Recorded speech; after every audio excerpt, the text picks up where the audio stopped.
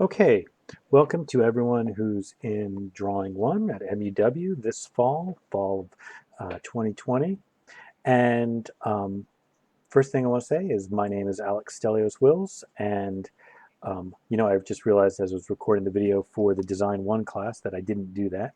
What I'm doing here is I'm doing kind of like a set of videos introducing the syllabus for each studio class ahead of us meeting on Monday and Tuesday next week on the first week of class, so that we can speed up the process and get to some work and to some other issues, and also so that I can kind of explain a little bit of what we're going to be doing in terms of our COVID organization. And so each class will probably have the syllabus broken up into four videos, each one about 9 minutes long. And the first part, we're really going to be covering the nature of course content and the goals of outcomes. And then we'll also talk a little bit about down here the unit organization. And then the next parts will cover the further parts down in the syllabus. And I wasn't able to do this for design one because we were, because Canvas wasn't operating properly for some reason. But I just wanted to show you that if you go to the Canvas page, you can see there's a syllabus page where you can see the syllabus. But if you want to find a downloadable version, right, if you go to modules, the very first modules is called Syllabus and Starting Documents, and you should have all of these printed out on the first day of class. And so here you can find both a document version of the syllabus as well as a PDF version. Um, it just kind of depends on what's more useful for you. The main benefit of the PDF is that if you're looking at it on your phone, all the spacing and the page organization is all exactly the same. Whereas if you look at the document, it changes depending on what kind of thing you're looking at. Whereas if you wanted to download it and then edit it, like add notes to it or whatever, then I would say downloading the document version would be the more sensible option. Okay, so first of all, drawing. What is the primary content of Drawing 1? Well, Drawing 1 is, our goal is that you should learn to draw by the end of class. So what does it mean to learn to draw? Well, fundamentally, I would define drawing as learning to see. Now, that's kind of an odd thing sometimes for students to hear the first time because we all tend to think that we can see just fine. I mean, like some of us wear glasses and whatever, but in general, we all feel like we can see clearly. But one of the things that drawing teaches you is that we don't. The reason we don't see clearly is not anything to do with our eyes. It has to do with our brain, that our brain is making shortcuts and it's simplifying our understanding of the world all the time so that it's easier for us to get around, right? If we saw all the information that was coming to our eyes, completely and fully, it would be much more exhausting to get through every day. Our brain learns kind of these kind of editing and shortcut mechanisms by which we filter and adjust what we see.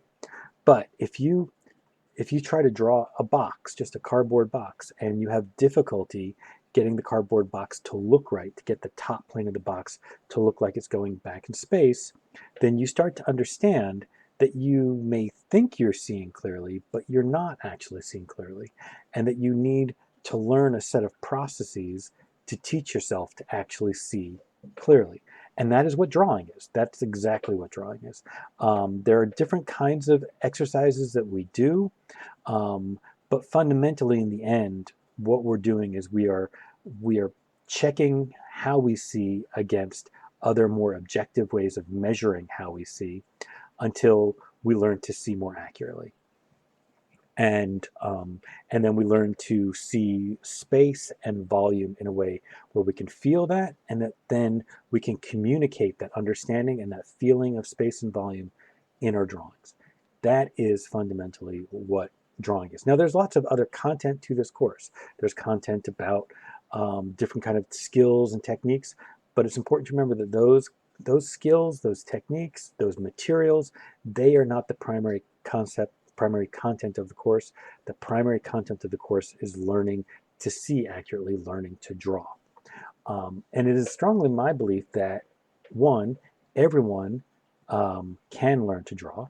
No matter how bad you think you are at drawing, at the start of the class, you will get better.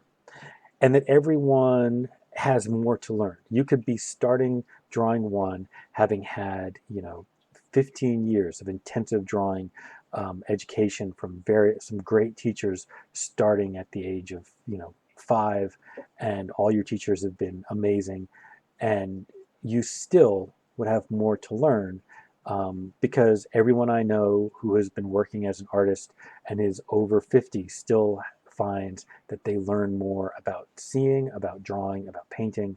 And so, yes, we all have more to learn. So that's the fundamental content of the course. In terms of course requirements, we'll cover that a little bit more in the next section, but I do want to say the main thing is you do the work, right? The most important things are coming to class as much as possible. Obviously, because of COVID, that's a little bit limited, and we'll talk about that later, but coming to class as much as is possible, doing all the work, doing the practice, turning in all your assignments, and being on time with all of your assignments. If you do that, you will get better and you will do okay in the course. We'll talk a little bit more about my grading system in the second lecture for this, but I will say, in general, if you do that, which I would say is kind of the minimum, if you do the work, it is not hard to get a C or a C plus in this course. To get a B minus or a B might require a little bit more from you. To get an A often requires more. But to pass this course you don't have to be a brilliant draftsman. You just have to be willing to work the same amount everyone else is working. Okay, so the content of this course is broken down in terms of 1 week units. We're doing 1 week units in this course primarily. There is, like, as you see, a 2-week unit right there at the end, just like we're doing 1 week units in the design class, for the primary reason that it's going to make it easier for us to do this as a hybrid course, and also it's going to make it easier for us to do this where if we have to switch to an online course, like let's say right at the middle of the semester, then it will not be difficult to do that. Or if, let's say, one person has to quarantine for 2 weeks, has to miss 2 weeks, that it'll be easier for them to do those 2 weeks online. So once again, all based on, so that's one of the reasons why, and because these are 1 week units, I've tried to make all the assignments a little bit smaller in scale and in time. So it's a little bit more emphasis on the learning and a little bit less emphasis on product, but still by the end of the class, I think everyone should feel pretty confident that if they do the work, they should be able to leave this class with 2 or 3 really solid drawings, but more importantly, they will have lots of drawings that demonstrate a real development and learning throughout the course. So I think that covers pretty everything. So in the next section, we're going to be talking about the grading, a method of evaluations, and the type of assignments. And in that, I'm actually going to be covering it for both the design class and for the drawing class. And then in the next section after that, we're going to be covering some of these other issues that are in every syllabus, like issues of academic integrity and attendance and stuff like that. Okay, so that's where we're going to end for now. All right, I will see you in the next video.